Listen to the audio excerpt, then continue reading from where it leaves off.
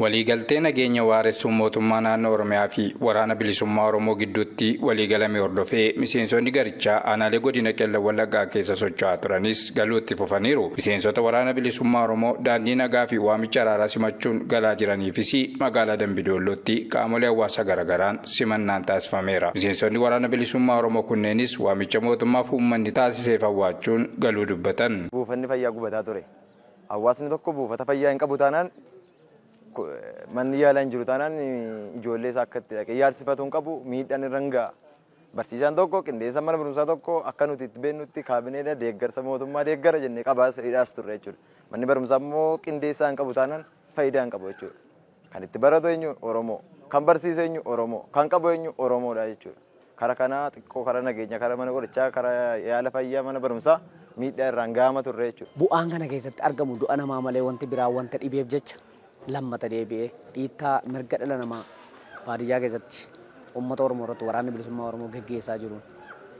Saamicha waraanni bilisummaa Oromoo maqaa qabsootiin deemee irratti geggeessaa jiru irraan kan ka'e wanti baay'een nutti mul'achuudhaan karaa balbala jaarsummaadhaan karaa nagaatiin galaadhee mootummaan nu banetti karaa nagaa dhufnee gallee simannaan nu ta'ellee simannaa ajaa'ibaatii baay'eetti gammannee. Sin ajjeesee na ajjeestee eenyutti rannaa abbaa keenyaaf haadha keenyaaf uummata keenyatti rannaati. Waraana kana keessa gaafa ajjeefnu nutti irratti isatti rannaati. Innis gaafa nu ajjeesutti ranna nus immoo itti ranna. Kanaaf kamtu kamiinneetu kamtu hamaadha kamtu immoo gaariidha inni gaafa ilaallu wantichi keenya kun gadheedha jechuudha. Gaafa asii immoo deebinee immoo gaafa teenyee ilaallu biyyi kan Oromoo fi Oromiyaati mitiire deebinee kanaa ta'u mana haadha siiqqeetii fi abbaa gadaa kanaa gaafa wanti ta'an isaanii immoo dhageenyeetu bosona keessaa gara uummata keenyaatti achi deebine. Miseensota kanneen biroofis waamicha dhiyeessaniiru. Kan sanyiif kan shurrubbee duwwaa laaluu utuu hin taane miseensi waraana bilisummaa Oromoo kamilleen kan daggala keessa jiru wanta jiruuf wanta deemaa jiru kaleessa kam ture arra kamirra jira uummata Oromoo bilisoomsuu gabbaane moo garboomsuu gabbaane. Maal gochuudhaaf akka gabbaane hubatee wanta ta'aa deemaa jiru kanallee ilaale gara kanatti akka dhufuun waamicha dabarsuu barbaada. Wanti dhaamuu barbaadu inni achitti hafee jiru yoo dhuguma Oromoodha ta'e Oromoodhaaf yaada jedhee be'etee immoo waamicha abbootiin gadaa godhan kanarratti tole jedhee abbootii gadaa yaada isaanii caqasee fudhatee galuutu irra jiraataan jedhan. Abbootiin gadaa haadholiin siinqees kutannoo mootummaan nageenya buusuu qabu dinqisiifachuun miseensota waraana bilisummaa Oromoo waamicha dhiyaate hawwaachuun galanis galateeffatan. Warra irraa kana baay'ee galateeffanneerra. Waamicha biyyaa dhaga'uu isaaniitti, waamicha abbootii gadaa dhaga'uu isaaniitti, waamicha uummata Oromoo godina keenyaa godheef dhaga'uu isaaniitti gammachuun keenya dachaadha. Obboleessa keenya ajjeefne qe'ee abbaa keenyaaf haadha keenyaa balleessine jedhanii warri galan kun baay'ee natti tolanii. Baay'ee ulfaatan isaan warri galan kuni. Nageenya waaraaf misoomni itti fufiinsa qabu akka jiraatuufis ammas irra deebiin kanneen bosonatti hafaniif waamicha dhiyeessan. Waamichi keenya itti fufaa. Waamichi kun kan abbootii gadaa qofatu hin taane kan hawaasa bal'aa hundaati. Kan mootummaa hundaati. Kan qooda fudhattoota baay'eeti. Hamma kana wajjin wal taane ijoollee bosonatti hafne kana galchinee nagaan akka godina keenyaatti bu'uu fi hojii manaa godhannee fudhannaa. Ammas immoo kan nu barbaannu harka keenya Waaqayyotti qabne harma keenya Waaqayyotti. Hoogganaa olaanaa waraana bilisummaa Oromoo obbo Sanyii Nagaasaan waraana bilisummaa Oromoo waamicha nagaa fudhatanii kolleejjii poolisii Oromiyaa wiirtuu leenjii tooftaa loltummaa Awaash Bishoollaa galan daawwachuun waliin mari'ataniiru. Waraanni akkaataadhuma waliigaltee mallattaa'een iddoo qopheeffitti galuu mirkaneeffachuu ibsaniitiin jiru. Marii mootummaa faana haasofneen karaa nagaatiin argitee rakkoo jiru karaa qabu yoo ta'in karaa nagaatiin dubbii akka xumurannu kan irratti walii gallee walii mallatteessinee sana wal qabatee miseensonni waraana keenyaa bakkee garaagaraatiin egaa waraana kana ijaan agarteetta aganni ga'u hundumti isaanii otoo namni qawwee irraa hin hiikiin humnaan otoo hin ta'iin marii hogganoonni isaanii argitee mootummaa faana godhan waamicha keenya kabajanii iddoo kanattiin miseensa amma kana iddoo kanattiin argame. Kanaaf egaa miseensi keenya lolis yoo jedhan lolas hin beekaa, nagaas yoo jedhan nagaas hin beekaa, nagaa gaafa jedhan garuu hundumti isaanii waamicha keenya kabajanii akka kanaan bakka kanatti namni kana ga'u walitti qabamuusaa guddoo na gammachiise. Kanaaf har'as kanan dhufee baga nagaa dhuftanii isinii akkuma lolas beektanii nagaas beektanii kana booda sin ambaasaadara nagaa uummata Oromooti borosiftaanis nagaa uummata Oromootiif dirqama dachaa qabdu. Obbo Sanyiin uummatni Oromoo walitti bu'iinsa naannicha keessatti gaggeeffamaa tureen nagaa dheebotee turuu isaa waamicha isaan maddiitti simannaa uummanni nuuf taasise mirkaneeffanneerra jedhan. Hawaasa Oromoo nagaa dheebotee rakkoo nagaatiif galgala ganamaa u'uu jedhee hiyyaa jiru akkaataa kamittiin nagaa isa mirkaneessinaa. Maal goonaa ka jedhu sanagaa qaama waliin agartee marii kana mallatteessine waliin guyyaa gabaabduu keessatti dirree baadiyyaatti baanee hojii ni jalqabnaa jenneetti sagantaa qabannee jirra. Nageenya mirkanaa'u callaa mitiiti nageenya kan fidus nama kan balleessus nama. Kanaaf egaa amma sagantaan keenya inni guddaan nageenya saba keenya nageenya uummata keenya mirkaneessuudha. Kanaaf immoo waan dandeenyu hundayyuu ni goona amantaa jennuu fi ejjennoo jedhu qabna jechuudha. Waliigaltee araaraa torbee tokkoon dura mootummaa naannoo Oromiyaa fi hooggansa waraanaa olaanaa gidduutti taasifame bu'uura godhachuudhaan godinaalee Oromiyaa hedduutti miseensotni waraana bilisummaa Oromoo gara gidduu gala leenjii qopheeffi.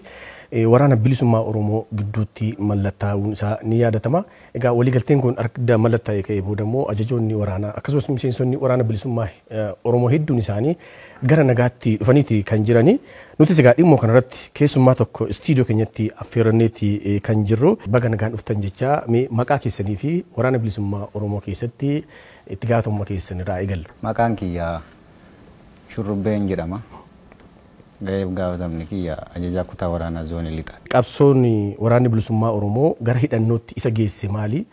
Amma hoo gara nagaatti akka dhuftaniif maaltu isin dirqamsiise? Qabsoo hidhannootti kan waraana bilisummaa Oromoo galchee roorroo uummata Oromoo alagoonni biyya bulchaa turan suni uummata Oromoo hedduu dararaa turan jechuudha. Sanatu akka qabsoon hidhannoo waraana bilisummaa Oromoo dhaaba adda bilisummaa Oromoo jedhamuutiin akka inni hundaa'u kanaaf ta'ee hanga har'aattirree sanumaan ture jechuudha. Amma immoo gara qabsoo keessatti karaa nagaatti kan nu fidee yeroodha jechuudha gabaabumatti. Yeroo barbaachisutti lollee yeroo barbaachisutti dhokaasnee saa'itiin kun saa'itii nuti itti wal ajjeesu otoo hin taane sa'itiitti dhaabbannee afaan tokko dubbanna aadaa tokko qabna duudhaa tokko qabna.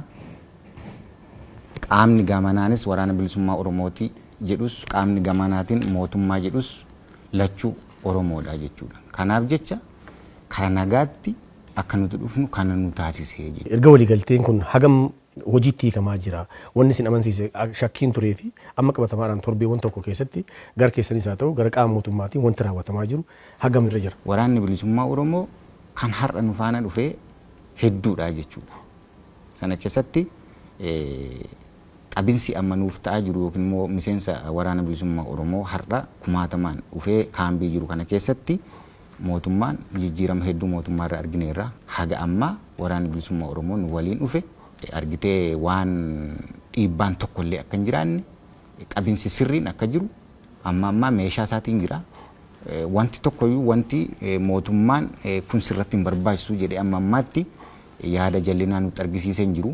Waan gara fuulduraam walumaan ilaalaa deemnaa jechuudha. Miidiyaa hawaasaa garaa irratti kan sinqeeqan jiru kan immoo lakki maaliif nagaa filachuun isaanii gaariidha kan jedhan jiru. Akkamitti ilaaltani?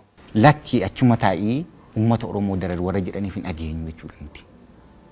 Siigalee uummata Oromoo rakkoo hamaa keessa jira inni quban qabu shurrubbee ati maaf achitti naan duune jedha malee inni ofiisaa ufee akkatti uummata Oromoo du'u akkatti shurrubbeen du'uuf akkatti abaluun du'u dhiiga namaa argaa hin jiru jechuudha.